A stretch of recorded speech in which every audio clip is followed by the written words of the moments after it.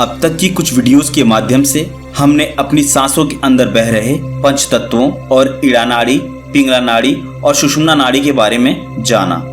इन videos के माध्यम से सांसों की लंबाई कैसी हो, सांसों में कौन सा तत्व बह रहा है, नाड़ी परिवर्तन कैसे करें, ये सब कुछ हमने जाना। ये सब स्वर विज्ञान के ही भाग हैं। दोस्तों, अब तक हमने केवल बेसिक लेवल पर इन बातों को समझा है, तो चलिए नेक्स्ट लेवल पर चलते हैं और स्वर विज्ञान के रहस्य को समझते हैं।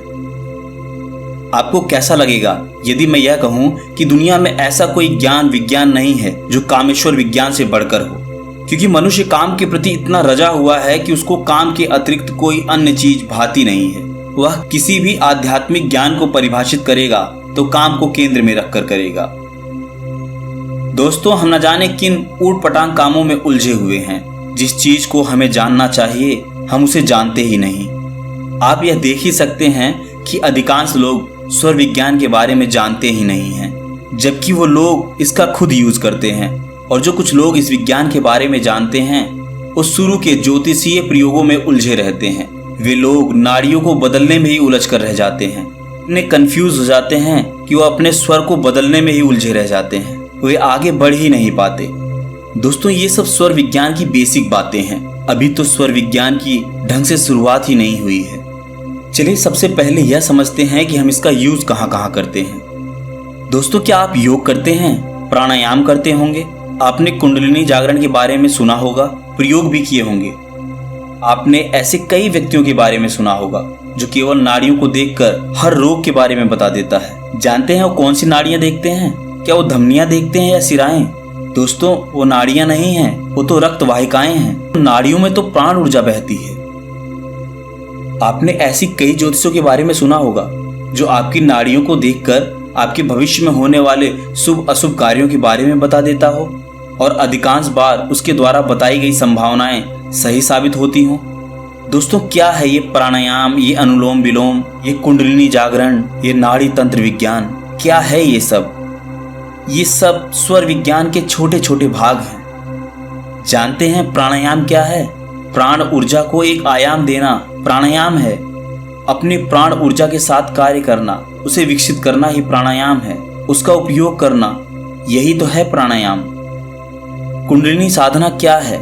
अपने मूलाधार चक्र में सोई हुई ऊर्जा को जागृत करना और उसकी सहायता से अपने 7 ऊर्जा चक्रों को जागृत करना ही कुंडलिनी जागरण है। वो 7 ऊर्जा चक्र भी नाड़ियों से बने हैं। कुंडलिनी विज्ञान वैसे नाड़ी तंत्र विज्ञान का ही एक रूप है। तो अब प्रश्न यह कि यह नाड़ी विज्ञान क्या है? ये भी तो वही प्राण ऊर्जा के आधार पर हमारे शरीर की चिकित्सा करना या सूर्य और चंद्र सूर्यों के आधार पर भविष्य का अनुमान लगाना, ये सब प्राण ऊर्जा का विज्ञान है। प्राण ऊर्जा जो हमारे श्वास के साथ हमारे अंदर जाती है, नाड़ियां जो हमारी नासिका छिद्रों से आरंभ होती हैं, हमारे समस्त स्थूल शरीर में फैली हुई हैं, उनका विज्ञान ही स्वर विज्ञान है। चलिए मान लेते हैं आप इन सब में से कुछ नहीं करते, आपने इनके बारे में कुछ नहीं सुना, ना आप कुंडलिनी को जानते हैं, ना आप प्राणायाम करते हैं, ना ही आप अनुलोम विलोम करते हैं, लेकिन आपने ध्यान तो किया होगा। देखिए, यहाँ मैं यह नहीं कह सकता कि ध्यान मेडिटेशन भी स्वर विज्ञान का ही एक भाग है। नहीं, ध्यान तो बात ही अलग है। अगर मैं यह कहूँ कि स्वर विज्ञान इस दुनिया में सबसे उपयोगी विज्ञान है, तो फिर मुझे यह कहना पड़ेगा कि ध्यान इस दुनिया का है ही नहीं। यह तो एक अलग आयाम की बात है। वास्तव में ध्यान इस दुनिया का है ही नहीं। इस दुनिया में ऐसा कोई ज्ञान नहीं, ऐसा कोई विज्ञान नहीं, ऐसी कोई क्रिया नहीं जिसको हम ध्यान से कंपेयर कर सकें। इसलिए ध्यान इस दुनिया का है ही नहीं। हाँ, लेकिन हम यह कह सकते हैं कि स्वर विज्ञान ध्यान में सहायक जरूर है। बिना स्वर विज्ञान के बारे में जाने हम ध्यान में आसानी से नहीं उतर सकते। दोस्तों, ध्यान की अधिकांश विधियों में स्वर विज्ञान का ही प्रयोग होता है। इस दुनिया में आज तक खोजी गई ध्यान की सर्वश्रेष्ठ विधि जो हजारों वर्षों पहले बताई गई थी, इसे भगवान बुद्ध ने आसान भाषा में लोगों तक पहुंचाया, और आज इस ध्यान विधि को बुद्ध की ध्यान विधि या विपश्यना ध्यान के नाम से जाना जाता है, जिसके माध्यम से सर्वाधिक साधक ध्यान को उपलब्ध हुए। तो दोस्तों, हो सकता है आप यह कहें कि होता होगा स्वर विज्ञान कुछ, हमें इससे क्या, होता होगा या ध्यान में सहायक, लेकिन हमें इसकी जरूरत नहीं है, बिना इसके हम ध्यान में उतर सकते हैं। तो फिर दोस्तों ठीक है, भूल जाइए स्वर विज्ञान को। आइए हमारे दैनिक जीवन में हम देखते हैं कि स्वर विज्ञान कितना उपयोगी है। दोस्तों, हम अपने सामान्य जीवन में अपनी सांसों को देखकर और उन्हें थोड़ा सा बदलकर हम अपनी किस्मत बदल सकते हैं, हम अपनी यह दुनिया बदल सकते हैं, हम अपना पूरा जीवन अपने हिसाब से बदल सकते हैं। इसके लिए आपको केवल अपनी श्वासों को देखना होगा। आपको हर उस समय अपनी श्वासों को देखना है जब आप प्रेम में होते हैं, या आप गुस्से में होते हैं, या आप ऐसी स्थिति में होते हैं जिसमें आप हमेशा रहना चाहते हैं, खुशी की अवस्था में रहना चाहते हैं। खुशी की अवस्था में आपकी श्वास कैसी होती है, और इसके बाद आप उन परिस्थितियों में देखिए जिनमें आप कभी नहीं रहना चाहते, और फिर अपने श्वासों का मिलान कीजिए। जैसे पागलपन में, गुस्से में, डर में, दुख में, परेशानी में, पीड़ा में, उस अवस्था में आपकी श्वास कैसी होती है उसको देखिए, और फिर आप देखिए कि क्या आपको कोई फर्क नजर आता है, क्या आपकी श्वास में कोई प्रभाव पड़ता है। और दोस्तों, यकीनन जब आप दोनों को कंपेयर करेंगे तो आप पाएंगे कि आपकी श्वासों पर प्रभाव पड़ता है। न सिर्फ इन बड़ी स्थितियों में बल्कि छोटी छोटी स्थितियों में भी आपकी सांसों पर इसका प्रभाव पड़ता है। लेकिन दोस्तों, इन प्रभावों को देखने के लिए आपको श्वासों के प्रति सजग होना होगा। आपकी अनुकूल परिस्थितियों में श्वास गहरी होती है, शांत होती है। ये तो आपने आसानी से अनुभव कर लिया होगा कि जब आप दौड़ते हैं तो आपकी श्वास कितनी बढ़ जाती है, जब आप गुस्से में होते हैं तो आपकी श्वास कितनी अराजक हो जाती है, जब आप शांत होते हैं तो आपकी श्वास भी कितनी शांत हो जाती है, और जब आप अचानक श्वास को रोक लेते हैं तो कैसे आपके मन के विचार रुक जाते हैं। क्या आपने ऐसा कभी अनुभव नहीं किया है?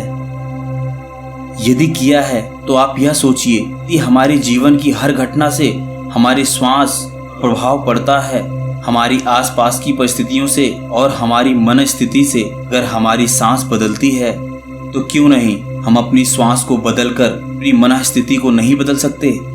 क्यों नहीं बदल सकते? बिल्कुल बदल सकते हैं। दोस्तों, ऐसा करना बहुत ही आसान है।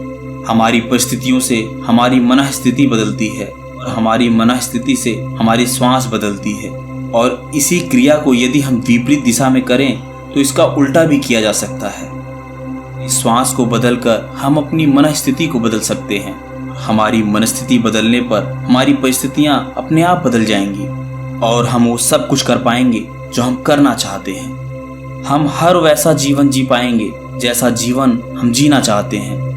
बस आपको इतना करना है कि आप हर उस समय, जिस समय आप प्रसन्न होते हैं, खुश होते हैं, या अपनी अनुकूल परिस्थिति में जिसे आप कंफर्ट जोन कहते हैं उसमें होते हैं, उस समय अपनी श्वास को देखिए, महसूस कीजिए उसकी गहराई को, देखिए और सुनिए उसके संगीत को, उसकी लय को देखिए, उसकी गति को देखिए। और यही क्रिया आप उस समय भी कीजिए जब आप प्रतिकूल परिस्थितियों में होते हैं, आप गुस्से, दुख और पीड़ा में होते हैं, किसी ऐसी परेशानी में होते हैं जिसमें आप दोबारा कभी नहीं आना चाहते। उस समय देखिए, उस समय आपकी सांस कैसी होती है, कितनी अराजक होती है, कितनी ऊंची और कितनी तीव्र होती है। इस प्रकार आपकी श्वास तेज होती जाती है और आपके दिमाग और मन में विचारों का तूफान लाकर रख देती है। देखिए इन दोनों ही परिस्थितियों को, जब आप इन दोनों परिस्थितियों को समझ जाएंगे तो आपके लिए बहुत आसान हो जाएगा। जब आप प्रतिकूल परिस्थितियों में हों तो आप अपनी श्वास को वैसा बना लीजिए जैसा आपकी श्वास अनुकूल परिस्थितियों में होती है, जैसी वह उस स्थिति में होती है जब आप बहुत खुश होते हैं। और दोस्तों, यकीनन मैं क्लेम करता हूँ कि आप उस मनस्थिति में पहुँच जाएंगे। जब भी आप क्रोध में हो तो आप अपनी श्वास को ऐसा बना लीजिए जैसी वो प्रेम में होती है। दोस्तों, आपका क्रोध चुटकियों में गायब हो जाएगा।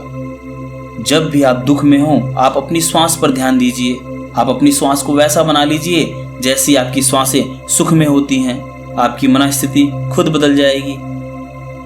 दोस्तों, इसके साथ आप यह भी कर सकते हैं कि आप जब भी किसी ऐसी परेशानी की परिस्थिति में हो, किसी ऐसे दुख पीड़ा की परिस्थिति में हैं, ऐसी परिस्थिति में आप अपने स्वर को बदल दीजिए।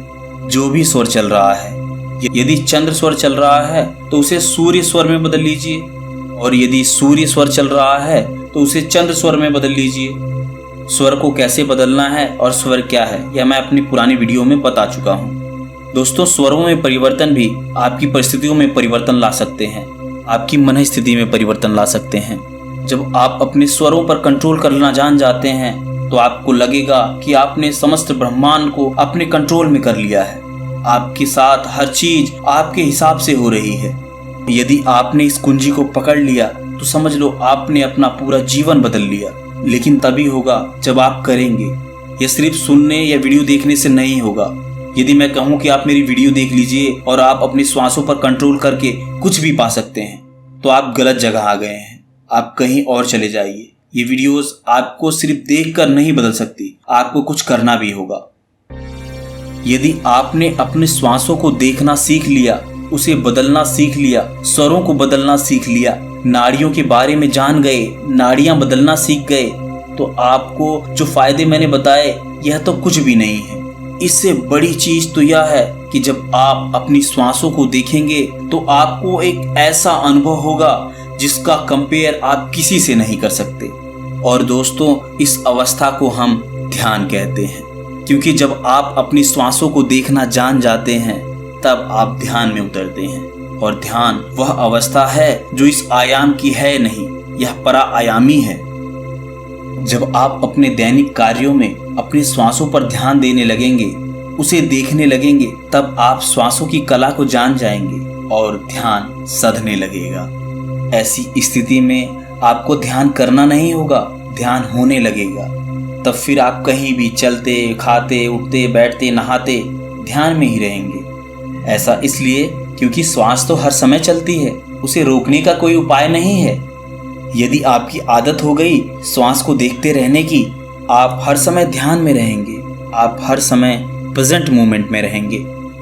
आप जब भी ऑब्जर्व करेंगे कि आप श्वास को देख रहे हैं तो आप ना अपने पास्ट के बारे में सोच रहे होंगे, ना ही आप कोई फ्यूचर प्लानिंग कर रहे होंगे। क्योंकि यदि आप कुछ भी सोचते हैं तो आपका ध्यान श्वास पे से हट जाएगा। तो इसलिए कहा जाता है कि यदि आप श्वास को देखते हैं तो आपके विचार रुक जाते हैं, आप प्रेजेंट मोमेंट में रहते हैं और आप प्रेजेंट मोमेंट को एंजॉय कर पाते हैं। और प्रेजेंट मोमेंट में होना, श्वासों के प्रति अवेयर होना, यही तो ध्यान है। जब आपके साथ ऐसा होने लगेगा तो आपका जीवन अपने आप बदल जाएगा। और दोस्तों, जिस दिन ध्यान सध गया, ध्यान होने लगा, उस दिन आपको वह मिल जाएगा जिसकी आपने कभी कल्पना भी नहीं की होगी। आपको वो खुशी मिलने लगेगी जिसकी आपने कभी मांग भी नहीं की होगी।